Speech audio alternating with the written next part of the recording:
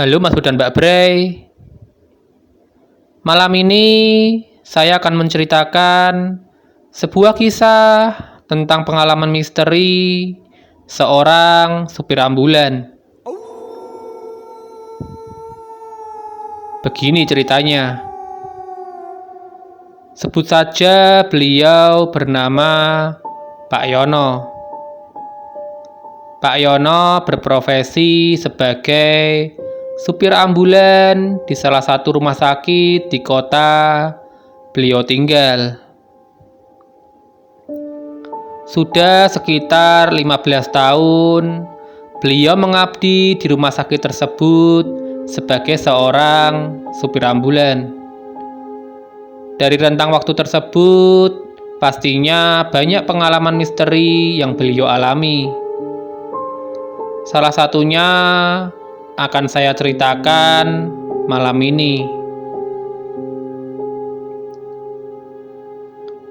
Pada suatu malam, ketika Pak Yono kebagian shift malam, ada sebuah kecelakaan sepeda motor yang mengakibatkan korbannya meninggal dunia. Pak Yono ditugaskan untuk mengantarkan jenazah korban kembali ke kampungnya untuk dimakamkan. Malam itu Pak Yono hanya sendirian karena temannya yang biasa menemani sedang ada urusan sehingga tidak bisa datang. Mau tidak mau Pak Yono harus mengantarkan jenazah tersebut sendirian supaya keesokan harinya dapat segera dimakamkan dan juga keluarga korban sudah menunggu di kampungnya.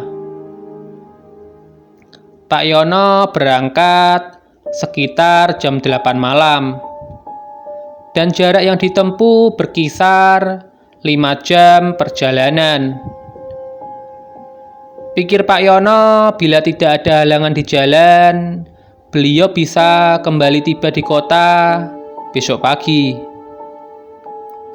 Akhirnya Pak Yono mengangkat jenazah tersebut menuju ke mobil ambulan yang biasanya beliau gunakan.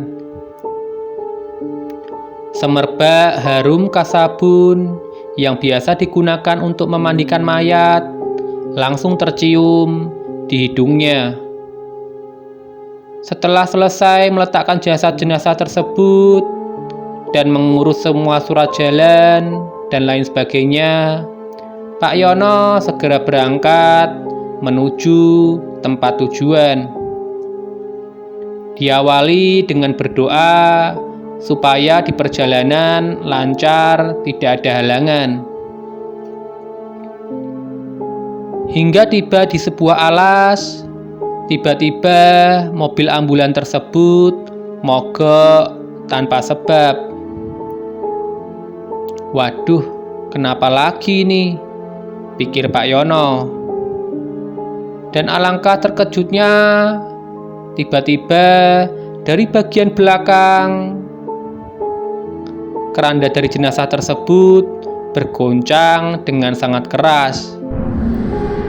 Pak Yono mencoba tenang dan turun dari mobil, lalu membuka bagian belakang untuk memastikan bahwa posisi jenazah masih tetap pada tempatnya.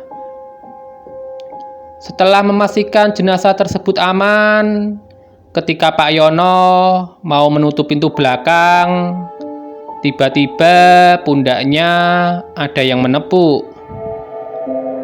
Sontak Pak Yono kaget dan berbalik ke arah belakang.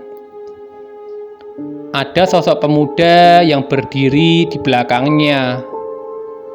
Pemuda tersebut lalu mengatakan, "Maaf Pak, bila saya mengagetkan Bapak.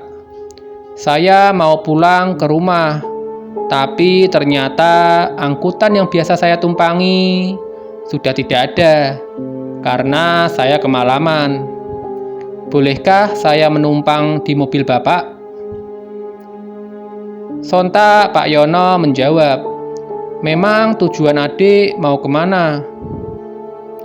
Ternyata tujuan pemuda tersebut sama dengan jenazah yang akan diantarkan. Lalu Pak Yono mengiyakan untuk memberi tumpangan kepada pemuda tersebut sambil berpikir, "Wah, lumayan ini, ada teman mengobrol di perjalanan." Di perjalanan, pemuda ini cenderung diam dan hanya menjawab apa yang Pak Yono tanyakan. Hingga pada suatu waktu, Pak Yono merasa pemuda tersebut memiliki wangi seperti bau sabun yang biasa digunakan untuk memandikan jenazah.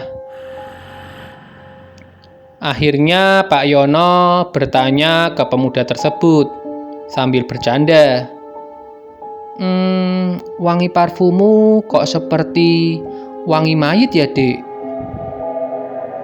Pemuda tersebut menjawab, "Ah, masa sih, Pak? Wangi seperti ini banyak ditemui di penjual parfum refill kok, Pak.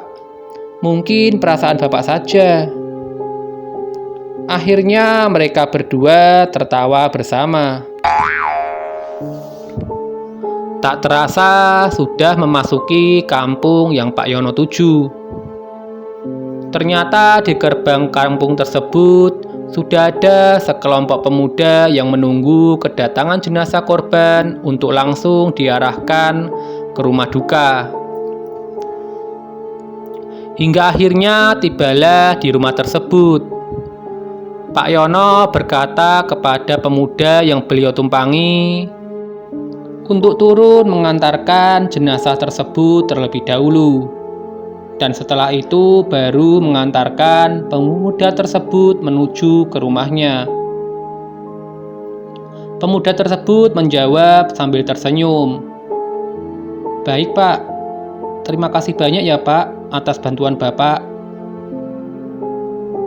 Tiba-tiba ada teriakan dari bagian belakang mobil yang berkata, "Loh, mana jenazahnya?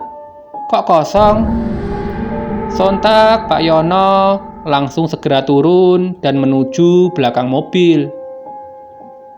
Pak Yono pun kaget karena jenazah tersebut tidak ada di tempatnya. Padahal sedari tadi dia sudah memastikan bahwa jenazah tersebut aman pada tempatnya. Di tengah kebingungan, tiba-tiba ada yang teriak di bagian depan mobil, "Loh, ini jenazah Mas Anton ada di depan." Pak Yono pun tambah kebingungan dan berkata dari belakang, "Itu Dek Anton namanya, tadi menumpang mobilku. Di tengah jalan minta diantarkan pulang ke rumahnya." "Ah, ngawur ini Bapak. Jelas-jelas jenazah Mas Anton ada di depan. Sini kalau tidak percaya," teriak pemuda yang ada di depan mobil. Alangkah kagetnya Pak Yono, ternyata pemuda yang sedari tadi beliau tumpangi merupakan jenazah yang beliau antarkan. Dan seketika kaki beliau lemas dan terduduk diam tanpa kata. Orang-orang masih keheranan, bagaimana bisa jenazah ini terduduk di kursi penumpang seperti halnya orang yang masih hidup. Pak Yono masih terduduk diam dengan tatapan kosong. Lalu warga pun mencoba menenangkan Pak Yono yang kelihatan shock dengan apa yang baru saja beliau alami, serta menyarankan Pak Yono untuk menginap dan beristirahat dahulu dan pulang keesokan harinya.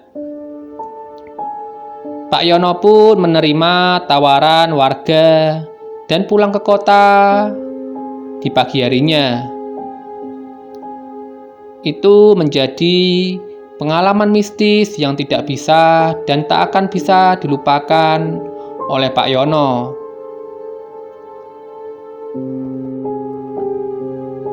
Pak Yono tidak pernah mengira akan ditemani dan mengobrol dengan jenazah yang sedang diantarkan.